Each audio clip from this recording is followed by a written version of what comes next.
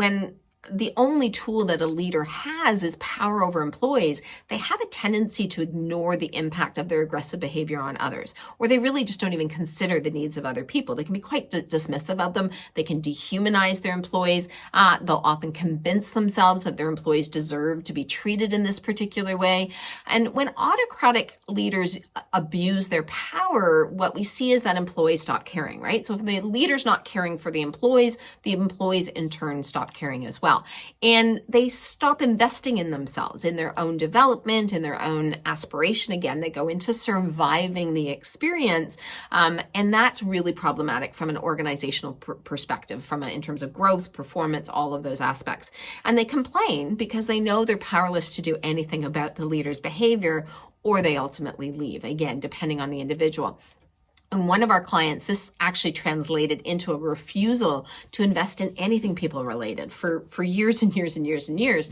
And anything like training, career development, having a robust function, setting expectations for leaders in terms of how they manage their people, engagement culture, none of that, right? And so as we work to support them to make the shift from this autocratic, we don't invest in our people, and not show caring into our people, we're trying to shift them from that autocratic approach that is really dismissive of the needs of the employees.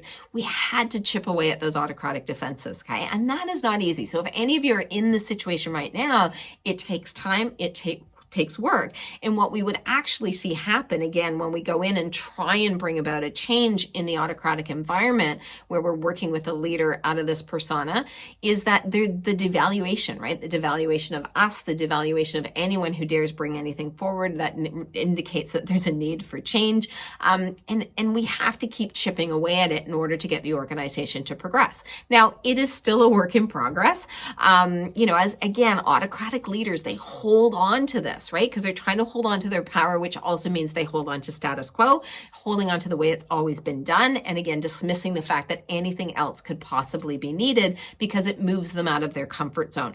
And they hold on to it. They hold on to the idea that they're right and they know the best way very tightly. So that makes this transition tricky.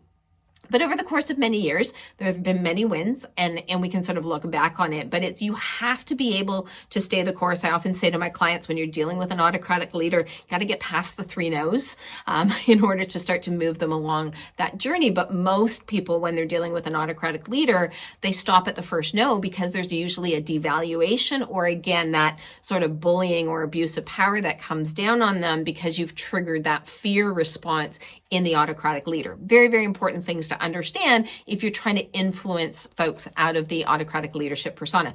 Again, not necessarily going to develop them out of it, but we're trying to create something around them, and we often use and engage other leaders in the organization in order to make that happen.